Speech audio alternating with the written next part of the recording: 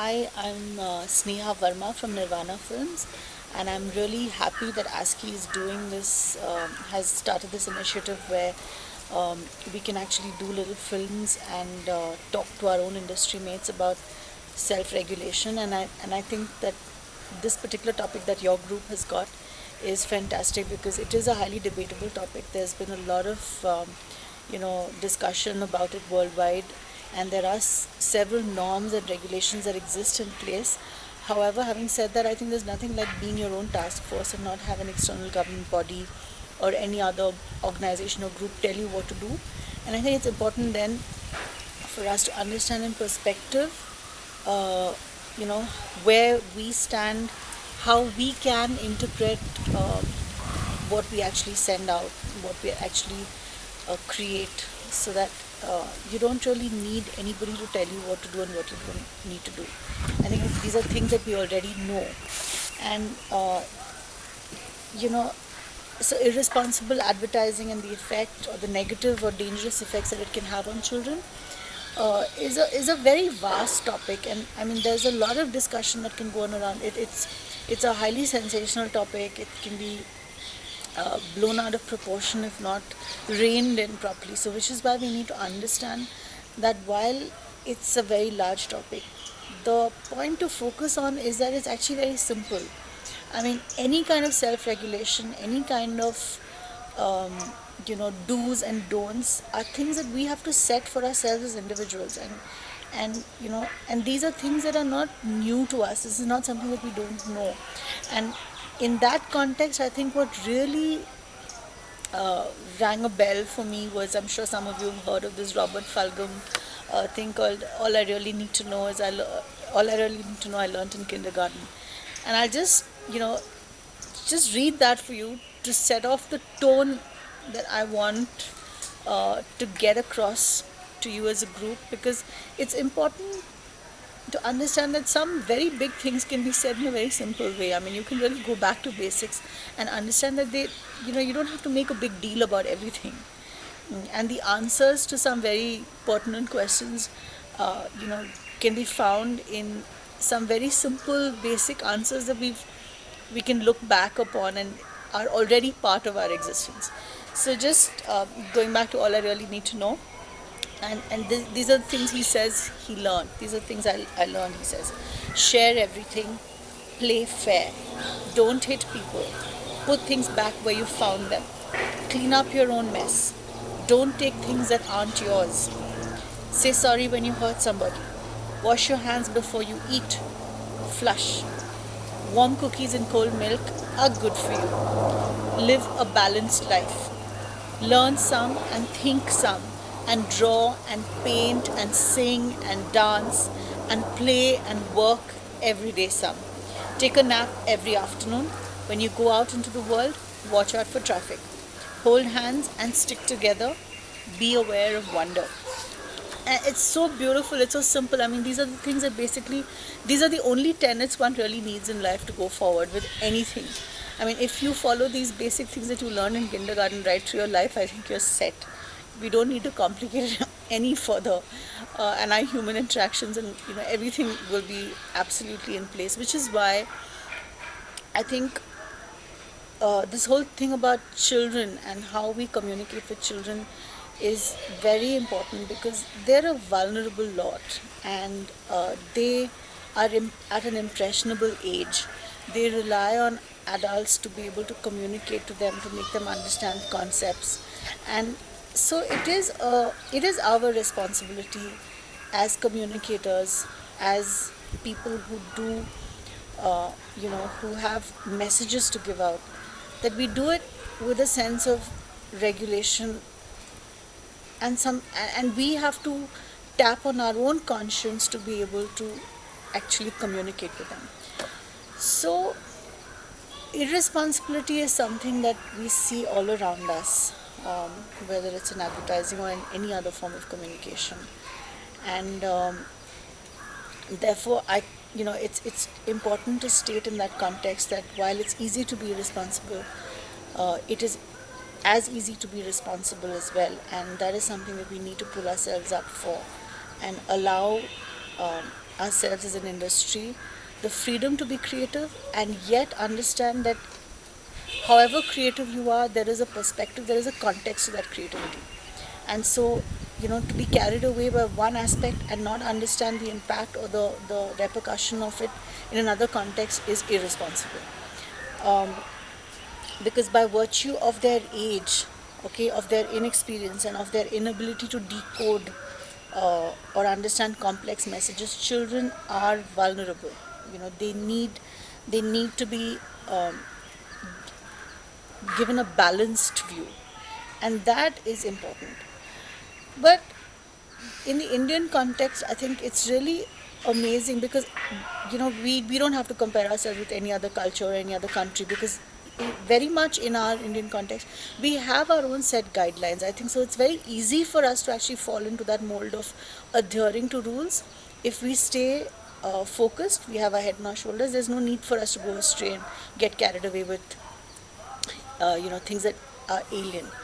But things that we really need to watch out for are topics like violence, like sexuality, or just pushing children too much, to perform, or even racial discrimination of some kind, or just children's safety and norms, where they're shown in hazardous situations, and that whole thing about fantasy and reality, where children don't sometimes understand.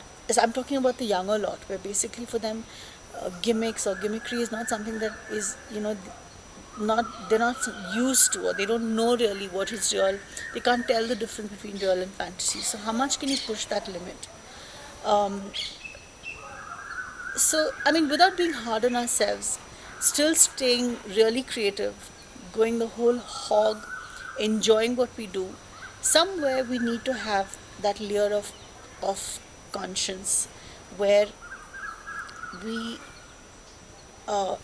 don't allow ourselves to get carried away and uh, upset a certain group of people, or um, instill values that are not good for them. I think that's something that we really need to understand. That's important. I mean, I'm a mother. I have three little children, and it is very frightening sometimes to see the kind of stuff that's out there for them to consume via media. And this is not to do with advertising alone. This is across the board. I mean, this is film. This is any other um, a form of communication, where it's really sometimes, of course you have to regulate what they watch. So there are children's channels and there are adult channels and all of that, and there's a time for it and stuff. So all that segregation apart, there's still a lot of material that they are privy to, which as a parent you are worried about having them being exposed to at the wrong age, or them misunderstanding a certain concept. So those things, I think as a parent, even from a personal perspective, I think when you create certain work, you need to be aware of the fact that look at it from the very micro perspective of either being a parent or a guardian, or you might have a friend who has a child, or a nephew or a niece, or somebody who and try and see how he or she would perceive that piece of work, or what he or she would take from it. um, Sometimes it's very difficult for us to be so sensitive all the time, and these lines are fairly blurred, because what may be sensitive to me may not be may not cause anything for anybody else. But I think broadly, I think if we are aware that, or we tap on our collective conscience as a larger group, I think we'll be able to very easily understand what can work and what can't work. And considering that in advertising especially, we have so many layers of control. I mean, you have a team with the marketing team that gives you the brief. You have the creative team that comes up with the idea, and it gets bounced back to the heads of creative. It goes back to client.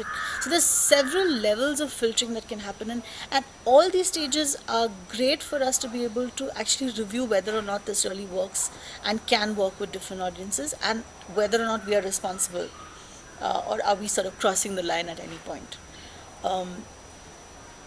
So yeah, so the point I'm trying to make is, let's be a part of the solution. I don't think the idea is not to create a problem, or to only debate about the problem. Try and be the solution. Try and be your own task force. And it really comes down to an individual. It's really not even a group. uh, so and also, children are a really interesting lot to work with. And as part of Nirvana, we've done a lot of films with children, and they are the toughest lot to work with, like animals, because they may not instinctually be in the right mood to film a particular thing or whatever. You have to coax them, cajole them. They have to be in the right mood. Um, they have to understand at their level what they need to do, and all of that. But having said that, when you finally see the end product on TV or whatever, it's so endearing, because they have a certain innocence about them.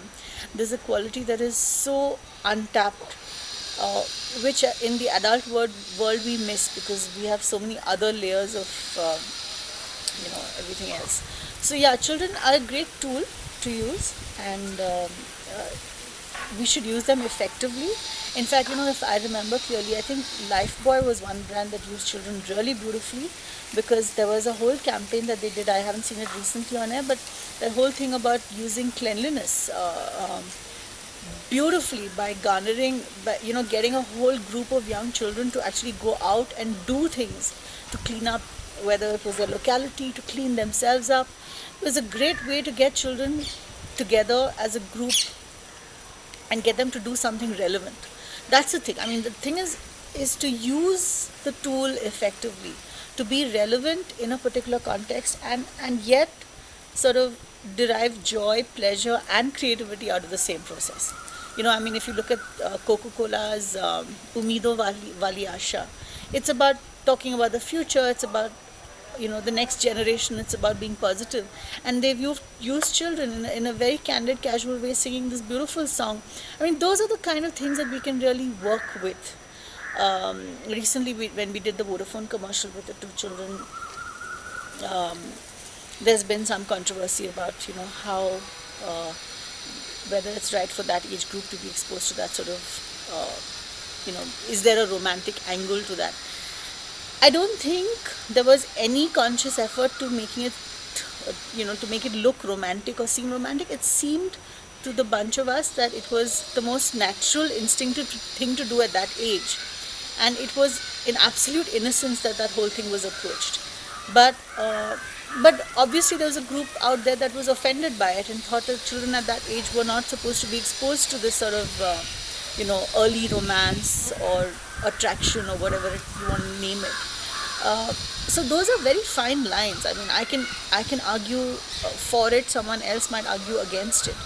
But having said that, I think in retrospective today, one has to be aware that yes, you could be creating a response, and maybe there are some people who really think that it's not the right thing to do. So there's a for and against argument for everything. I think just generally, if we are aware of what we do, keep that innocence for that age group, and and most importantly, what I believe is, let children be children. I think that's the most important thing. Children don't have to be adults. They don't have to perform for adults, or they don't have to do things to please adults. It's about them in their worlds, and get them to do things that they do, and use them well, use them effectively. I think that's the really most important thing. And of course, creativity with a conscience, very, very important, because I think somewhere, and that conscience is about being aware of what you bring to the table. Because once you create something and it's out there for the world to consume, then you have all kinds of interpretations, assumptions, how they consume what you've put out there. Everything is just, then there's no control over what you do, because once it's out there, it's out there. So just take that moment to pause, to reflect, and understand that, okay, is this the right thing, is this the wrong thing. So that's really the Gyan section of it. But I think if you come down to the task at hand, which is what you have to create, it's a great opportunity because whether on your mobile phone or whatever, you can really go out there and make an interesting film. Now, what are the things that you need to keep in mind when you're making a film? I think most importantly is the idea. Technique is secondary, idea is definitely primary. You need to be able to focus on the message, on the importance of the message. Who are you talking to? You're talking to industry people, so you're assuming that they're an intelligent lot, that they are an educated lot, that they know the basics of advertising, obviously. And so I think there's a lot of assumptions that you can sort of keep and work from there on to be able to create something very, very interesting. So you need an idea, you need an interesting story to communicate that idea. You need a flow, very important. It has to have, that message has to have a flow, it has to be interesting, it has to be engaging and entertaining. So that's it. You have idea, story, flow, message, engaging, entertaining. These elements are crucial. What you next need is a structure. You need a beginning, a middle, and an end, so that the film holds on its own. It has, you have to be able to see it like a filmmaker, because it's important to communicate an idea in an interesting fashion, where within that short span of time you have a way to tell that story effectively. So from the beginning to the end, you find a way to engage them, keep them wrapped, and also make it an interesting film, so that there is a recall, there's something that it does to you. It's either cerebral or emotional, or it has to be something that is definitely creative, definitely powerful, and you can choose whether it needs to be, like I said, cerebral, emotional, impactful, powerful. These are the things that you need to work on to be able to communicate your message effectively. And I'm just trying to think. There was one film that I was watching on YouTube, which I think might help just to sort of get started. It's called Where Do Good Ideas Come From, and it's by Steven Johnson. It's a very interesting animation style this man has used, and it's just, it's about ideation and the process of ideation. Where does it come from? So it's just something that you might want to watch. The other thing that's very interesting is another film that I watched, which is OCAD, What Can Creativity Do? These are all films that you can watch on YouTube. Try and see if you can catch it. What can creativity do? That's another interesting. These are just starting points for you to sort of come up with ideas. And I'll leave you with a film that I really like. It was made in 2011 at the Burning Man. Is an event that happens every year in America, and it's one of my favorite children's author called Dr. Seuss. This was his last poem he wrote. It's called Oh the Places You'll Go. So it's Oh the Places You'll Go by Dr. Seuss. And it's basically at Burning Man 2011. It's a great inspirational piece. You must watch it just to understand that creativity is something that you can express in any which way, any which form you like. And so it's just something that you should do. I hope you enjoy doing this piece, and I'm available to you at any point during your process to be able to sort of understand, guide you, help you with anything that you need. So we'll keep talking. I'm very much around, and good luck. Have a great time. Enjoy what you're doing. That's most important. And don't lose out on this great opportunity to create something fantastic. Good luck.